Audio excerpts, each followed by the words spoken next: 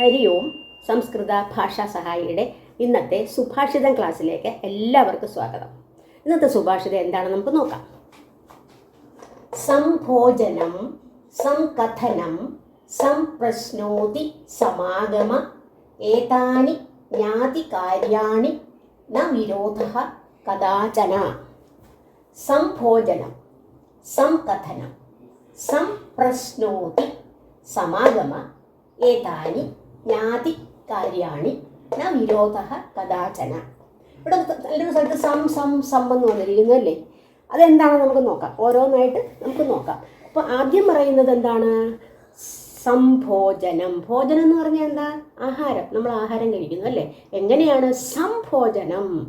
എന്ന് പറഞ്ഞാൽ ഒന്നിച്ചിരുന്ന് ആഹാരം കഴിക്കുക. പല ആളുകൾ വന്നിരുന്നല്ല, ഒരു വീട്ടിലാണെങ്കിൽ ഒന്നിച്ചിരുന്ന് ആഹാരം കഴിക്കുക എന്നാണ് നേരെയുള്ള അർത്ഥം. പിന്നെ സംകഥനം. കഥനം എന്ന് പറഞ്ഞാൽ പറച്ചിൽ, പറയുക. സംകഥനം നല്ല രീതിയിലുള്ള പറച്ചിൽ, നല്ല കാര്യങ്ങൾ സംസാരിക്കുക.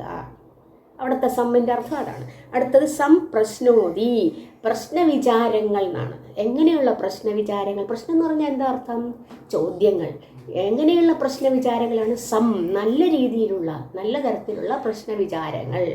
അടുത്തത് സമാഗമ. സമാഗമം എന്ന് പറഞ്ഞാൽ കൂടിച്ചേരൽ, എല്ലാവരും ഒത്തുചേരൽ എന്നുള്ള അർത്ഥം. ഏതാനി, ഇങ്ങനെയുള്ള ജ്ഞാതികാര്യാണി, ജ്ഞാതമായ കാര്യങ്ങൾ. ജ്ഞാതം എന്ന് പറഞ്ഞാൽ അറിയുന്ന കാര്യങ്ങൾ. കാര്യം, കാര്യേ, കാര്യാണി എന്നാണ്. കാര്യാണി ബഹുവചനം. കാര്യങ്ങൾ. ജ്ഞാതികാര്യാണി ന വിരോധഃ കദാചന. ഇത്രയും ഉണ്ടെങ്കിൽ ന വിരോധം അങ്ങോട്ടും ഇങ്ങോട്ടും പരസ്പര വിരോധം ഉണ്ടാകില്ല. കദാചന എന്ന് പറഞ്ഞാൽ ഒരിക്കലും ഉണ്ടാകില്ല എന്നാണ്. ഈ മുകളിൽ പറഞ്ഞ കാര്യങ്ങളെല്ലാം അതുപോലെ നടക്കുകയാണെങ്കിൽ ഒരിക്കലും ജനങ്ങൾ തമ്മിൽ പരസ്പര വിദ്വേഷം ഉണ്ടാകില്ല എന്നാണ് ഈ ഇതിനകത്ത് പറയുന്നത്, ഈ സുഭാഷിതത്തിൽ പറയുന്നത്. അപ്പോൾ നമുക്കിനി ഓരോന്നായിട്ട് നോക്കാം. ആദ്യം പറഞ്ഞത് സംഭോജനമാണ്. സംഭോജനം എന്ന് പറയുമ്പോൾ പണ്ട് കുടുംബാംഗങ്ങൾ എങ്ങനെയാണ് ആഹാരം കഴിച്ചിരുന്നത്? എല്ലാവരും ഒന്നിച്ചിരുന്നാണ് ആഹാരം കഴിക്കുന്നത് അല്ലേ? അപ്പോൾ അതിൽ ചിലപ്പോൾ ആ കുടുംബാംഗങ്ങളിൽ ആർക്കെങ്കിലും ആരോടെങ്കിലും വിദ്വേഷമോ, അതിലുള്ളവരുടെ വിദ്വേഷമോ പകയോ എന്തെങ്കിലും ഉണ്ടെങ്കിൽ എന്ത് ചെയ്യും? അവരവിടെ ഇരുന്ന് പറഞ്ഞു തീർക്കും. നമ്മൾ പറഞ്ഞു കഴിയുമ്പോൾ അതിൻ്റെ സത്യാവസ്ഥ മനസ്സിലാവും. അങ്ങനെ അതങ്ങ് അവിടെ വെച്ച അതിൻ്റെ വിദ്വേഷം അങ്ങ് മാറും. അങ്ങനെയായിരുന്നു. പക്ഷേ ഇന്ന് എന്താണ് അവസ്ഥ? പലരും പല സമയത്താണ് വന്ന് ആഹാരം കഴിക്കാൻ വരുന്നതല്ലേ? അതായത് പിന്നെ ഒരാൾ വന്ന് ആഹാരം കഴിച്ചു കഴിഞ്ഞിട്ട് കുറേ പോയി കഴിഞ്ഞിട്ടായിരിക്കും അടുത്തയാൾ വരുന്നത്. കാരണം ഇന്നത്തെ രീതി അങ്ങനെയാണ്, അങ്ങനെ ആയിപ്പോയി. അപ്പോൾ കാരണം അവരെല്ലാം സ്വന്തം കാര്യം മാത്രമാണ് നോക്കുന്നത്. ഇന്നത്തെ 3/4 എല്ലാവരും എന്ന് പറയുന്നില്ല, 3/4 മിക്ക വീടുകളിലും ഇന്നത്തെ അവസ്ഥ അതാണ്. അപ്പോഴെന്ത് ചെയ്യും? അവരുടെ മനസ്സിൽ എന്തെങ്കിലും വിദ്വേഷമുണ്ടെങ്കിൽ എന്താ ചെയ്യുന്നവർ? മനസ്സിലിട്ടിരിക്കും. അത് അങ്ങോട്ട് പറയാൻ കഴിയുന്നില്ല. ആരുമായിട്ടും കൂടുതൽ സഹകരണമൊന്നുമില്ല. അപ്പോൾ അത് ആരടുത്തും ഷെയർ ചെയ്യാനോ പറയാനോ ഉള്ള ഒരു സൗകര്യം കിട്ടുന്നില്ല. അപ്പോൾ എന്ത് ചെയ്യും? മനസ്സിൽ കിടന്നത് തിളച്ച് കോപാഗ്നിയായിട്ട് ആളി കത്തുകയാണ് ചെയ്യുന്നത്. മനസ്സിൽ കിടന്ന് തിളയ്ക്കുകയാണ്. അത് അങ്ങനെ ചെയ്തില്ലേ, അവനെക്കുറിച്ചുള്ള ആ വിദ്വേഷം അങ്ങ് പതഞ്ഞ് പോകുന്നു. അപ്പോൾ അതിൽ നിന്നും പിന്നെ ഇപ്പോൾ ചിലപ്പം സഹോദരങ്ങളോ അതിൽ നിന്നാണ്, ഈ പകയിൽ നിന്നാണ് സഹോദരങ്ങളായിട്ടോ കുടുംബാംഗങ്ങളോ അതുപോലെ മാതാപിതാക്കളോ ആയിട്ടൊക്കെ വെറുപ്പും വിദ്വേഷവും ഒക്കെ വർദ്ധിച്ച് അരുതാത്തത് പലതും ചെയ്യുന്നു. അതാണ്. അപ്പോൾ അതുകൊണ്ട് എന്ത് ചെയ്യണം? കഴിയുന്നതും ഒന്നിച്ചിരുന്ന് ആഹാരം കഴിക്കുക. എന്നിട്ട് നമ്മുടെ മനസ്സിലെ വിചാരങ്ങൾ, വിദ്വേഷങ്ങൾ എന്തെങ്കിലും പറഞ്ഞ് തീർക്കുക എന്നാണ്. അടുത്ത രണ്ടാമത്തത് സംകഥനം. കഥനം എന്ന് പറഞ്ഞാൽ പറച്ചിൽ. നല്ല രീതിയിലുള്ള പറച്ചിൽ എന്ന് പറഞ്ഞാൽ എന്തായിരിക്കും? ഇപ്പോൾ കുട്ടികളായിരിക്കുമ്പോൾ തന്നെ എന്താ ചെയ്യുന്നത്? ഒന്നിച്ചിരുന്ന് അവരുടെ എല്ലാവരും പിന്നെ ത്യാഗത്തിൻ്റെയോ സ്നേഹത്തിൻ്റെയോ പരസ്പര സഹായത്തിൻ്റെയോ എല്ലാത്തിൻ്റെയും ദേശസ്നേഹത്തിൻ്റെയൊക്കെ കഥകൾ പറഞ്ഞു കൊടുക്കുകയോ ഒക്കെ ചെയ്തു കഴിഞ്ഞാൽ അവരിൽ എന്ത് സംഭവിക്കും? ആത്മവിശ്വാസവും സ്നേഹവും ദേശസ്നേഹവും എല്ലാം വർദ്ധിക്കുന്നു. പണ്ടൊക്കെ പിന്നെ മുത്തശ്ശിമാരെല്ലാം പറഞ്ഞു കൊടുക്കും, കുട്ടികൾക്ക് കഥകളൊക്കെ പറഞ്ഞു കൊടുക്കുമായിരുന്നു. ഇന്ന് മുത്തശ്ശിമാരൊന്നും അങ്ങനെ കൂടെ താമസിക്കുന്നില്ല അല്ലേ? കൂടുതലും എല്ലാവരും പുറത്തൊക്കെ ആയിരിക്കും. അപ്പോൾ കുട്ടികൾക്കൊന്നും മനസ്സിലാവില്ല. അപ്പോൾ അങ്ങനെയുള്ള കഥകൾ പറഞ്ഞു കൊടുക്കാൻ അവർക്ക് പറ്റുന്നില്ല. പ്രത്യേകിച്ച് കുട്ടികളെന്ന് പറഞ്ഞാൽ ബാലമനസ്സ് വെള്ളക്കടലാസ് പോലെയാണെന്നാണ് പറയുന്നത്. വെള്ളക്കടലാസിൻ്റെ പ്രത്യേകത എന്താണ്? വെള്ളക്കടലാസ് ആയിരിക്കുമ്പോൾ നല്ല മനോഹരമായ ശുദ്ധമായിരിക്കണം. അതിനകത്ത് നമ്മൾ എഴുതി കഴിയുമ്പോൾ എന്തെങ്കിലും നിറയും, അത് മുഴുവനും വരച്ച് കുറിച്ച് ആക്കി. അപ്പം അതുപോലെ കുട്ടികളുടെ മനസ്സിൽ നമ്മൾ എന്തിട്ടാലും അതങ്ങ് തെളിയും. അതിലങ്ങ് പതിയുന്നതാണ്, മനസ്സിൽ പതിയും. അപ്പോൾ ആ കുട്ടികളായിരിക്കുമ്പോൾ തന്നെ നമ്മൾ എന്ത് ചെയ്യണം? നല്ല കാര്യങ്ങൾ വേണം പറഞ്ഞ് മനസ്സിലാക്കാൻ. അപ്പോൾ അങ്ങനെ അവരുടെ മനസ്സിൽ നല്ല കാര്യങ്ങൾ പതിഞ്ഞു കഴിഞ്ഞാൽ അവരെന്ത് ചെയ്യും? കാരണം ഇന്ന് മാധ്യമങ്ങളിൽ കൂടി പലതും അവർ കാണുകയും കേൾക്കുകയൊക്കെ ചെയ്യുന്നുണ്ട്.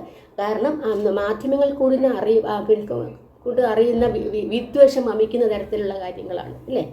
പല കാര്യങ്ങളും ടി വിയിൽ നടക്കുന്നതല്ലേ? അതുപോലെ തെറ്റായ പ്രവണത കൊണ്ടുവരുന്ന കാര്യങ്ങളുമാണ്. അതെല്ലാം ഇവരെല്ലാം കാണുകയാണ്.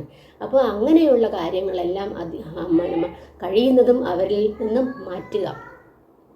അപ്പോൾ ബാക്കിയുള്ളവർ അതിനെക്കുറിച്ച് പറഞ്ഞ് മനസ്സിലാക്കി കൊടുക്കണം എന്ന്. അതുകൊണ്ടാണ് സംകഥനം. നല്ല നല്ല സ്റ്റോറികൾ പറഞ്ഞു കൊടുക്കുക, പിന്നെ സാരോപദേശ കഥകൾ പറഞ്ഞു കൊടുക്കുക. ഇങ്ങനെയുള്ള കാര്യങ്ങളെല്ലാം പറഞ്ഞ് നല്ല ദേശസ്നേഹവും അതുപോലെ പിന്നെ സ്നേഹം, വിദ്വേഷം മാറ്റുക, ഇങ്ങനെയുള്ള കാര്യങ്ങളെല്ലാം നമ്മൾ വരണം എന്നാണ്. അടുത്ത എന്താണ്? സംപ്രശ്നോതി. പ്രശ്നം എന്ന് പറഞ്ഞാൽ എന്താ? ചോദ്യങ്ങൾ. നല്ല പ്രശ്ന വിചാരങ്ങളാണ്. നല്ല പ്രശ്ന വിചാരങ്ങൾ, നല്ല തരത്തിലുള്ള ചോദ്യങ്ങൾ വേണം. എല്ലാവരും കൂടെ കൂടിയിരിക്കുമ്പോൾ പല ചോദ്യങ്ങൾ അതനുസരിച്ചുള്ളതായിരിക്കണം. ഇപ്പോൾ ഇവിടെ ചോദ്യങ്ങൾ തീർച്ചയായിട്ടും ആവശ്യമുള്ളതാണ്. കാരണം ചോദ്യങ്ങളിൽ നിന്നാണ് എന്തുണ്ടാകുന്നത്? ഉത്തരങ്ങൾ ഉണ്ടാകുന്നത്. അപ്പോൾ അങ്ങനെ പ്രപഞ്ചത്തിലുണ്ടായ പല ചോദ്യങ്ങളും അതിൻ്റെയൊക്കെ ഉത്തരങ്ങളാണ് നമ്മുടെ ഇന്ന് കാണുന്ന പുരോഗതിയൊക്കെ. രാജ്യത്തിൻ്റെ ഉന്നതിയിലും വിജ്ഞാനത്തിനും എല്ലാം ഈ ചോദ്യങ്ങൾ ഒരു മുഖ്യ ഘടകമായിരുന്നു. ചോദ്യങ്ങൾ ഇല്ലായിരുന്നെങ്കിൽ എന്ത് ചെയ്താൽ ഇതൊന്നും ഉണ്ടാകില്ലായിരുന്നു. അപ്പോൾ നല്ല ചോദ്യങ്ങൾ ഉണ്ടാകണം എന്നാണ്. ഇപ്പോൾ കുടുംബത്തിലായാലും പിന്നെ നമ്മുടെ രാജ്യത്താണെങ്കിലും എല്ലാത്തിനും നല്ല ചോദ്യങ്ങൾ വേണം വരാൻ. അപ്പോൾ അങ്ങനെയുള്ള നല്ല നല്ല ചോദ്യങ്ങൾ ഉണ്ടായാൽ മാത്രമേ നമ്മുടെ രാജ്യത്തിന് പുരോഗതി ഉണ്ടാവൂ എന്നാണ് പറയുന്നത്. രാജ്യത്തിന് മാത്രമല്ല, നമ്മുടെ കുടുംബത്തിനും. അടുത്ത് വരുന്നതാണ് സമാഗമം. സമാഗമം എന്ന് പറഞ്ഞാൽ കൂടിച്ചേരുക, ഒന്നിച്ചുള്ള കൂടിച്ചേരലുകൾ. പണ്ടൊക്കെ കുടുംബങ്ങളിലെല്ലാം ഒന്നിച്ചിരുന്ന് അവരുടെ കാര്യങ്ങളൊക്കെ ചർച്ച ചെയ്ത് തീരുമാനത്തിലെത്തും. അങ്ങനെയായിരുന്നു. അപ്പോൾ അതുപോലെ ഇപ്പോഴെന്തുണ്ട്? റെസിഡൻസ് അസോസിയേഷനുകളൊക്കെ ഉണ്ടല്ലോ. ഇപ്പോൾ അങ്ങനെയാണ്. അപ്പോൾ ആ റെസിഡൻസ് അസോസിയേഷൻ അത് അവരുടെ ഒരു കൂട്ടായ്മ, അവരുടെ അംഗങ്ങളെയൊക്കെ ഒന്നിച്ചിരുത്തി സത്യസന്ധമായ രീതിയിൽ കാര്യങ്ങൾ അവതരിപ്പിച്ചിട്ട് എന്ത് ചെയ്യും?